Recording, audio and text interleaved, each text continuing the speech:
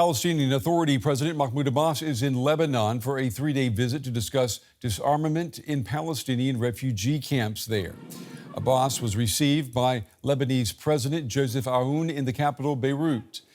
The refugee camps are run by militias, including Hamas. But Lebanon wants those militias out so that it can take charge. The Palestinian camps house hundreds of thousands of people, and they've existed in Lebanon for decades. They've become a dead end for many of the people who live in them. Here's more. This is the Shatila refugee camp in the suburbs of Beirut, home to thousands of Palestinians. Many of their families have lived here for generations. The camps date back to the founding of the modern state of Israel in 1948 and the expulsion of Palestinians from their land. Now there are 12 major camps in Lebanon, where an estimated 490,000 Palestinians live. The United Nations helps provide food and social services, but security is provided by heavily armed Palestinian militias. That puts the camps outside the Lebanese government's control, leaving it powerless to stop the militias from attacking Israel with rockets or cross-border raids. There are also clashes between rival Palestinian forces within the camps, dangerous for residents and adding further instability to a country teetering on the edge. The Fatah movement, led by Palestinian President Mahmoud Abbas, is one major faction. It's largely seen as corrupt and weakened by years of infighting with other factions. Its security officers patrol camps, but the group concentrates on politics and is thought not to have heavy weapons. The militant Islamist Hamas organization, financed by Iran, has a major presence in the camps too, and has attacked Israel from Lebanon. Israel has killed senior Hamas leaders in Lebanon and hit the group with airstrikes. And then there's the Shiite militia Hezbollah, also Iran-sponsored, which once dominated southern Lebanon. It was decimated last year by an Israeli campaign that involved exploding pagers, targeted assassinations, airstrikes, and ground operations. If the Lebanese government manages to disarm the militias, it could help build stability in the country. And for Palestinian President Abbas, a chance to show the world his movement is serious about peace. And for more now, I'm joined by Yazid Sayegh. He's a senior fellow at the Carnegie Middle East Center in Beirut. He focuses on the political and economic roles of Arab armed forces. It's good to have you on the program. Let me ask you, does Mahmoud Abbas, does he even have the authority to switch off some of the Palestinian factions inside Lebanon?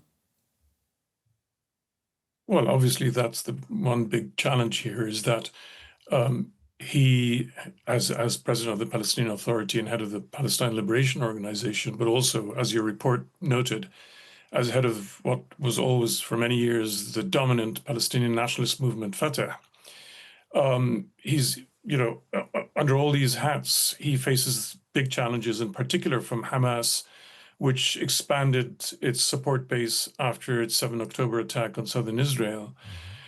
So clearly he doesn't hold uncontested authority. And I think that his visit to Lebanon may be part of attempting to reassert the political predominance of his faction, of his leadership within the refugee camps of Lebanon. What I think we should get into is just why now? Why is this the issue? Well, why is this the issue now? Talk to me about the timing of this. Right. So what I meant to say there really is that disarmament, I think, is sort of the visible part of this. But to get this in context, the weapons held by virtually all Palestinian factions inside the refugee camps in Lebanon are small individual weapons for the very large part.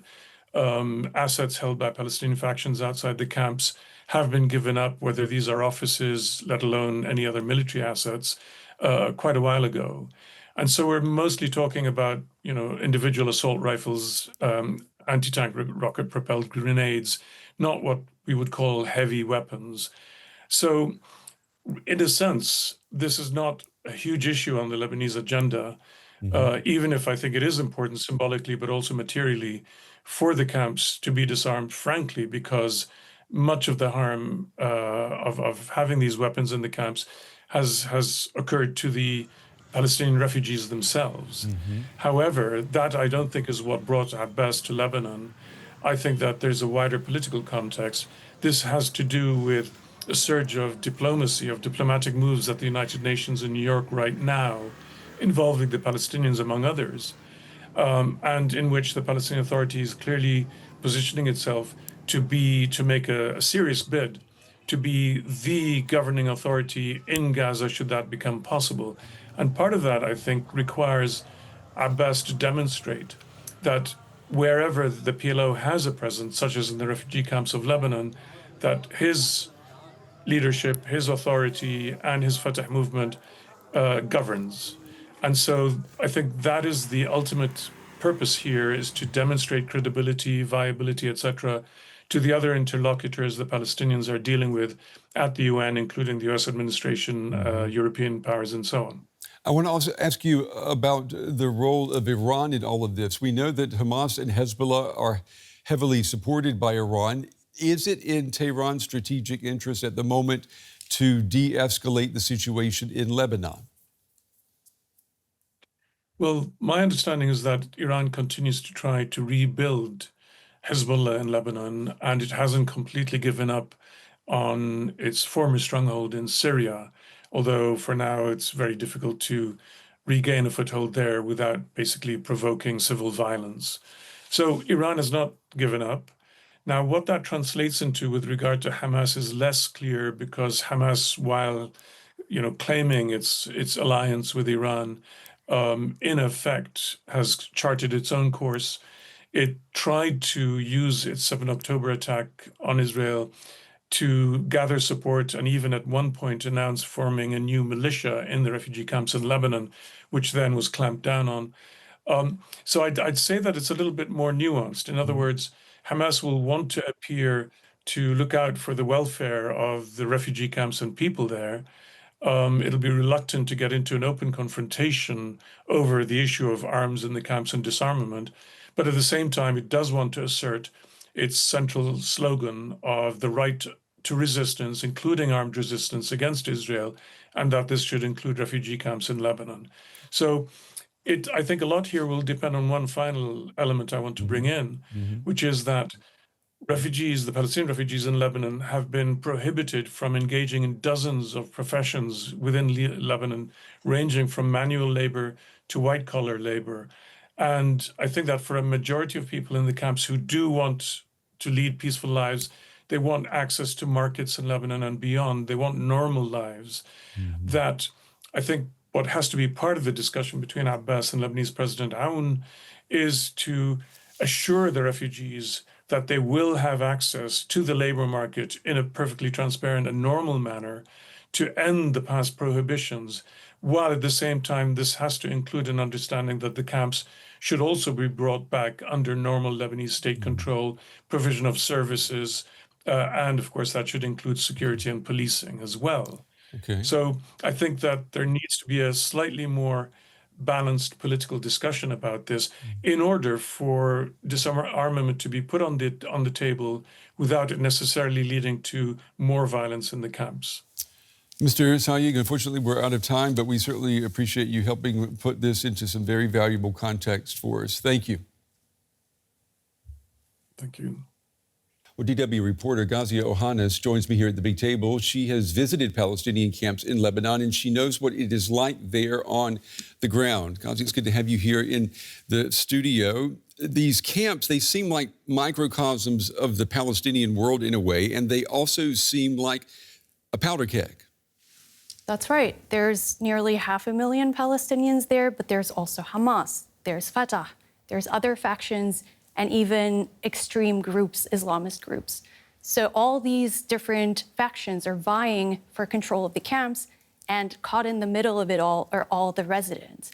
And these camps, they're not just, the temporary residence areas that you're thinking of, but they're actually like neighborhoods that are isolated from the rest of Lebanese community, and they're controlled, and the people who live in these areas live in overcrowded apartment blocks and they don't really have a way of escaping because Lebanon doesn't allow Palestinians to own property outside of the camps. So they're quite literally stuck in the middle of the fighting. And just recently in the Shatila camp, there were clashes again. And this time, local media said it was between rival drug groups. So there's all kinds of lawlessness. It's not just political. Wow. So you've got all of this going on inside these camps, and now you've got a call for these militias inside these camps to be disarmed, and for that to be done by Lebanon, which itself has a weak military, because we know Hezbollah is in control of the military forces there. I mean, is this even realistic? Disarming the camps through military means does not seem like an option right now because Lebanon has a lot of sensitivities with the Palestinian issue specifically. Also, during the civil war, there was a massacre in the Shatila camp where thousands of Palestinian civilians were killed by a militant group. So Palestinians have since then held on tightly to this culture of owning arms and defending themselves. And it will be very difficult to convince them to give up arms. And that is now Abbas's job, essentially. He's in Lebanon to try and maybe reach a deal that would also grant Palestinians rights that they don't have in Lebanon, right? Right now, they don't really have prospects, so many are forced to turn to these extremist factions because they offer them money, they offer them jobs, they offer them protection. Now, let's assume the disarmament works in these camps. Do we know where these weapons would end up? Now, according to the ceasefire agreement Lebanon signed with Israel, the Lebanese state would have to take control of any heavy arms and machinery in Lebanon. And this seems quite unrealistic at the moment because of everything we just talked about. But Aoun, when he took over the presidency in January, he vowed that he will extend state control to the Palestinian camps. Now, whether that means just the security will be in the hands of the Lebanese state or they will collect all the arms is still yet to be seen. But if they reach a deal, that would have to be part of the discussion. Okay. Ghazi Yohannes, Ghazi, we appreciate your reporting, appreciate you coming in the studio today. Thank you.